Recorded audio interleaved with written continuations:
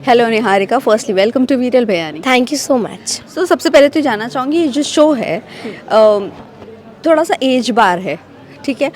As बार को लेके हमने देखा है, be it Bollywood be television, यहाँ पर कंट्रोवर्सी होती ही होती है। क्या आप इस कंट्रोवर्सी या इस ट्रोलिंग को लेकर रेडी हो या नहीं?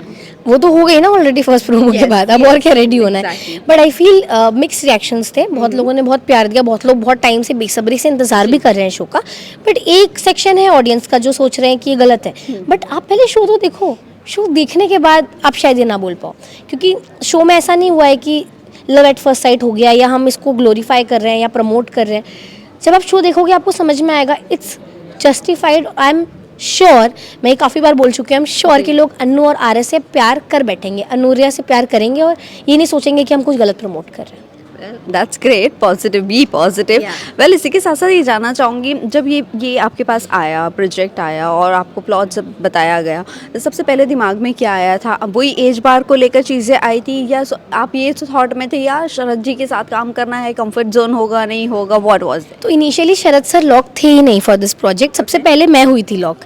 तो जब मुझे बस बताया गया था कि एक बहुत ही सीनियर एक्टर होंगे और ऐसी love story, I was like this is it. Because मुझे आदत है ऐसे ही शोज प्ले करने की। मतलब मैंने फर्स्ट शो में भी काफ़ी डिफरेंट कैरेक्टर प्ले किया, सेकंड वाला भी कंट्रोवर्शियल था, तो I was like why not the third. तो मुझे हमेशा से मज़ा आता है कुछ डिफरेंट करने में, क्योंकि रेगुलर तो सब कर ही रहे हैं। एंड इतना बड़ा प्लेटफॉर्म मिला है जी टीवी, इतना बड़ा प्रोडक्शन हाउस है LSD, and I was sure कि कोई बहुत ही दिग्गज एक्टर होंगे तो कोई क्यों मना करेगा। एंड मैं तो बहुत खुश हो गई कि फाइनली चलो आई एम गेटिंग जो मैं डिजर्व करती हूँ। देखा, इसी के साथ साथ ऑल्सो जब स्टोरी लाइन आपने देखा, या आपने क्या देखा इसमें जो आपने इसको चूज़ किया? जैसे मैंने बताया, मेरे सारे जो टिक मार्क्स थे वो सब फुलफिल हो ही रहे थे। और सेकेंडली, जब इतनी डिफरेंट स्टोरी है और जब प्रतीक सर इसे लेकर आ रहे हैं तो उन्होंने कुछ सोचा समझा होगा। जी टीवी जैसे प्लेटफॉर्म पे है और ये शो पहले भी काफ़ी लैंग्वेजेस में सुपर डुपर हिट रह चुका है। हमारा भी शो रीमेक ही है और हिंदी में बन रहा है, तो सोचो इससे और कितना प्यार मिलना चाहिए। तो मेरे लिए यही था कि जब प्रीवियस लैंग्वेजेस में इतना प्यार मिला है तो हिंदी में तो मिलना ही है, तो इसलिए। वेल, जैसे आपने कहा कि प्रीवियस लैंग्वेजेस में और ये रीमेक होने के बावजूद जब इतना सब कुछ हो चुका होता और इतना प्यार मिला होता, सुपर डुपर हिट होते हैं, तो क्या प्रेशर होता है कभी कभी इस चीज़ को लेकर? आई फील प्रेशर तो यार इनिशियली होता ही है, but I feel as an actor मैं अपना 100% दे सकती हूँ। और जब मैं अपना 100% दूंगी तो किसी को क्यों नहीं पसंद आएगा जी। मतलब हम तो अपना 100% दे रहे हैं, हमने एकदम प्यार से टाइम लेकर, आप देखो 4 महीने डिले है शो, टाइम लेके बहुत प्यार से ये शो बनाया, तो आप सबको पसंद आएगा ही, आई एम श्योर।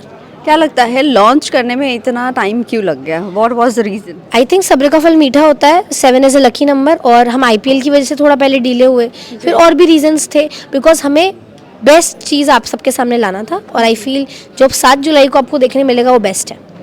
वेल, इसी के साथ साथ जानना चाहूँगी, जब अब तक का आपने काफ़ी शूट कर चुका है शरद जी के साथ, किस तरह का एक्सपीरियंस था?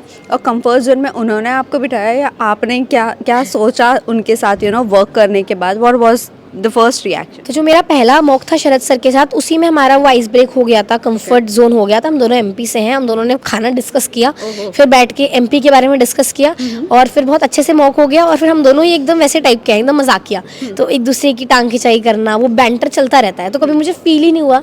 और वो ऐसा फील कराते भी नहीं है, वो उनकी सबसे बेस्ट बात है। क्योंकि ये बहुत ज़्यादा डेटिंग से रिलेटेड शो है, तो कभी हिचकिचाहट हुई, अनकंफर्टेबल कभी फील हुआ? उन्होंने मुझे कभी अनकंफर्टेबल होने नहीं दिया। एज एन एक्टर मैं अनकंफर्टेबल फील नहीं कर सकती, बिकॉज मैं अन्नू प्ले कर रही हूँ और अन्नू आर्यवर्धन सर से प्यार करती है, तो उसमें अनकंफर्टेबल होने की तो कोई बात ही नहीं है। That's my craft. और जब आपके को एक्टर इतने सपोर्टिव हो, इतने अच्छे हो, तो आपको कभी कुछ अनकंफर्ट जैसा फील नहीं होता। वेल, प्रोमो के अलावा आने वाले दिनों में हमें बहुत सारा ट्विस्ट एंड टर्न देखने मिल सकता है। For sure, 100%। मैं तो कह ही रही हूँ कि शो में थ्रिल भी है, रोमांस भी है, सब चीज़ है, कॉमेडी है, मतलब हर चीज़ का मिक्सचर है इस शो में, तो इसको तो आप मिस कर ही नहीं सकते।